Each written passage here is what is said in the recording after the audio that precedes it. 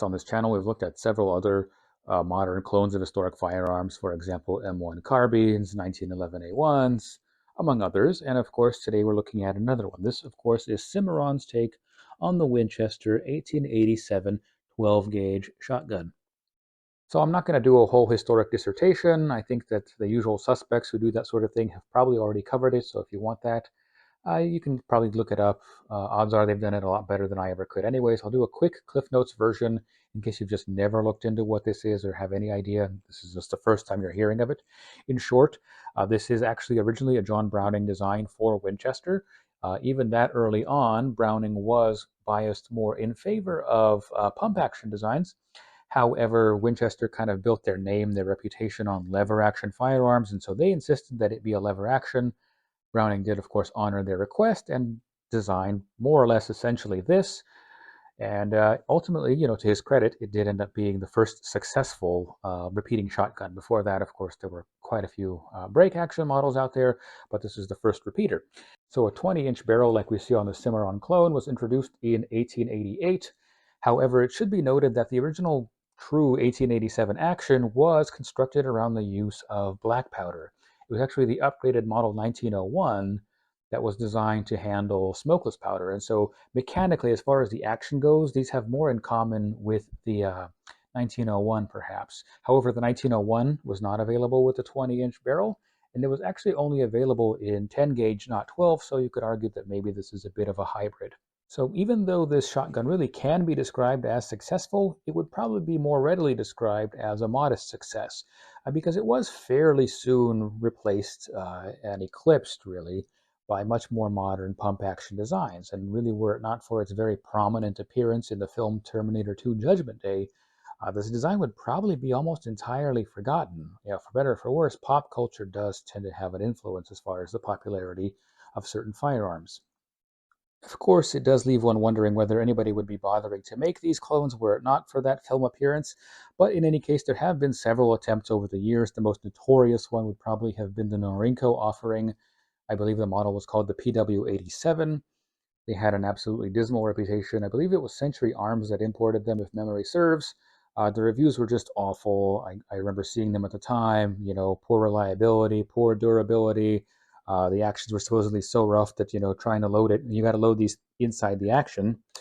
People were getting cut on them and stuff like that, and so that was enough to kind of scare me away as a buyer, and I think a lot of other people too. And so one concern that people have is this really just the same gun with a new importer? Because these are made in China, so did Cimarron just pick up the same stuff? And happily, I think the answer to that question is actually no.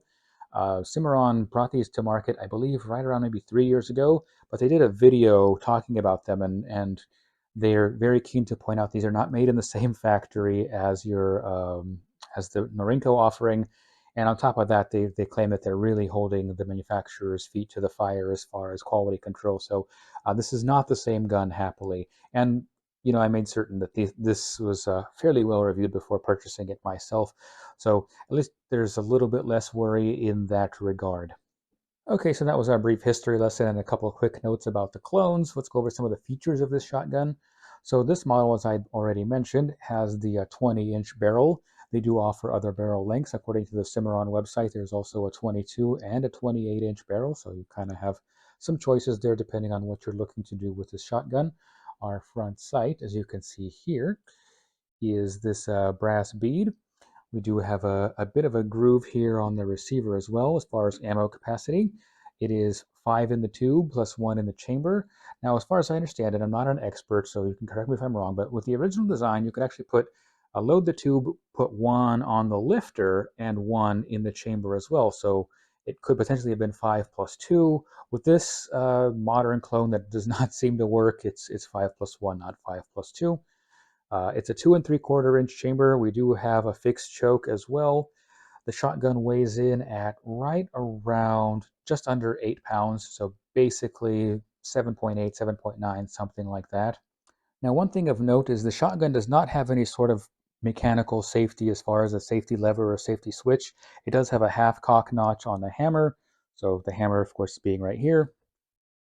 You pull it back, that's the half cock position. You can see the trigger is locked up.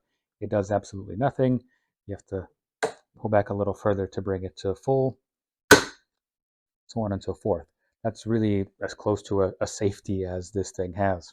Okay, that was a quick overview of the features. Let's talk about my impressions of build quality, based on this example at least. I would say for the most part, it's quite good, but there are a couple of glaring exceptions. Let's get to those first, just so that you're not kept in suspense. I don't really do that sort of thing. And they're kind of right in front of us. Let's see if I can get it to focus. So hopefully that shows up reasonably okay on camera, but there's all sorts of striations that go in this direction. These are basically tool marks that they, for some reason, didn't bother to, perfectly smooth out, polish out. Now, some of this missing finish that you see, that's part of that's from use. I have fired this gun. I've got a couple hundred rounds through it so far. So not all of this finish was necessarily missing, like you see here on the bolt, but these tool marks here, and we see that on the bolt too, that was originally there. And so I'm not sure why they didn't quite cover that spot, because internally I didn't see that level of roughness anywhere or on any other part of the shotgun. So why they specifically neglected this spot, I'm not exactly sure, but they did. So it's a little bit odd. It doesn't seem to affect anything as far as functionality goes. It's just not the best to look at. The other kind of complaint I have, it's not nearly as big a complaint, is that this finish in general seems to scuff fairly easily. So let me see if I can get it to focus, kind of call attention to it. But for instance, we see here, that's already scuffed. We see a scuff right here. We see some scuffing going on these sharp edges. Um, I wouldn't say they're not super sharp edges, but you know what I mean, I guess. Point is that this finish is not extremely durable. It doesn't seem like, because I've only had this for, a couple weeks by now. I've got a couple hundred rounds through it, so by no means have I been abusing it. It's certainly not any worse than any of my other firearms, and the finish does seem genuinely just not that durable. But overall, functionally, everything seems fine. Nothing is loose or rattly or, you know, none of the screws have started walking out. I have heard that being the case for 1887s in general. Some of the perhaps like, things like action screws and that sort of stuff start walking, or the tang screws. I haven't had that happen. Like I said, I've got a couple hundred rounds through it, and most of that was fairly light target loads, although not exclusively. But everything's held up fine. I don't see any like extreme roughness as far as mechanical stuff goes. Nothing is wobbly or anything like that. There's not this sort of like century drunken monkey style construction going on over there. So other than a couple of exceptions that are kind of cosmetic, and they're not beyond repair if I really cared enough about it. But for the most part, I would say build quality is not terrible. Okay, so what about reliability? Well, reliability has been very good. The shotgun works. I haven't had any serious malfunctions, any real malfunctions. One thing that you will see in reviews of these, and you'll see this about other clones as well, and some people say it's just inherently true of the 1887 design, that you have to work the action with a lot of strength. You basically have to manhandle it like a gorilla or something like that, or else it won't cycle. That's not really fully true, at least not with this example. I've only got experience with this one. Obviously, you can't be gentle. You don't want to necessarily be gentle, but as long as you're doing it briskly, that should be enough. That's not where the real issue is. The real issue is that when you cycle the action, you have to make sure to cycle it completely. And there is a bit of a false stop, and I'll kind of demonstrate that in a little bit. But you want to go beyond, basically, you want to completely cycle the action. You don't want to short stroke it by even a few millimeters, or like even by a fraction of an inch. And that's kind of where the issue is. And so allow me to demonstrate what that actually looks like. All right, so hopefully this doesn't look too awkward. I'm trying to work it on a tripod, sorry. I got a couple of snap caps here. Don't worry, safety Sally's. This isn't live ammunition. Let's load one in the tube, another one in the chamber. And then we go ahead and fire our round. We'll go to cycle our action. There's an actual stop here. We've reached a stop, but we don't have ejection quite yet. And because there's actually just a slight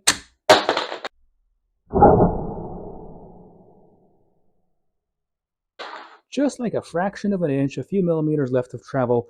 It's not a very heavy stop at all, but that's what really kind of spits out the spent shell and puts the live cartridge into position to feed the next one. So you can see that works just fine. So as long as you go completely, it works just fine. You just don't want to stop at that very kind of first stop that you encounter.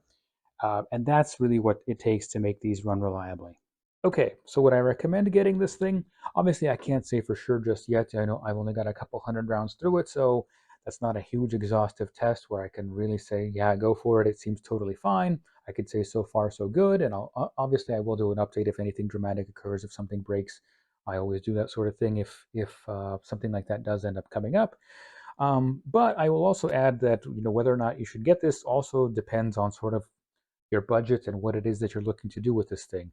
Now, obviously, Cimarron, a big portion of who this was intended for would be for competitive shooters, whether that's cowboy action or possibly some other competitive disciplines. It would probably make sense for that. The other thing, of course, this could be intended for is just for the collector enthusiast, whether it's for the pop culture reference aspect of it, or maybe they just appreciate this rather historic design, and it is significantly more affordable than getting an original, and you can shoot modern ammunition, unlike, an 1887, stuff like that. So it also kind of makes sense in that case. Now, as a modern shotgun, and I'm talking about a practical shotgun, whether that's for hunting or home defense, not that it absolutely wouldn't work. It's not a toy. It is a functional shotgun after all. It just doesn't seem like an optimum choice uh, considering the cost. So price-wise, these go for about 4.5 bills to maybe 500, maybe low 500, something like that. So they're not dirt cheap. They're not extremely expensive either. But for the money, you can get something like, for instance, we have this Maverick 88. It's about half the price, and it's a better practical shotgun in almost every way. You can do 3-inch shells. It's got a higher capacity. It's got lighter weight, more, aftermarket and customizability type options as well. Interchangeable barrels, uh, all sorts of stuff like that. It's better in virtually every way, and for about half the price. So if I was looking for a strictly practical shotgun and I didn't really care about it being cool or historic or anything like that, I just doesn't seem like a particularly optimal choice for that. It doesn't really have offer too much of anything that a modern shotgun couldn't do better. The only thing that's somewhat impressive about it is, I don't know how well it shows up on camera, is because of this action, which is kind of more of a rolling block, it does have an impressively short receiver compared to your standard shotgun that has the bolt that slides back and forth. And so even though this has the same barrel length as this Maverick and the same stock length, it's actually still like 3 inches shorter. So it is quite handy, but really, that's really kind of about it. So that's kind of where I stand with that one. Like I said, it's not that it absolutely wouldn't work or couldn't work, but it's if that's all you're after, yeah, probably not already right off the bat. I can tell you that much. Like I said, I'll do any sort of update if anything ends up breaking or anything like that. But so far, so good. And so thank you for watching, as always.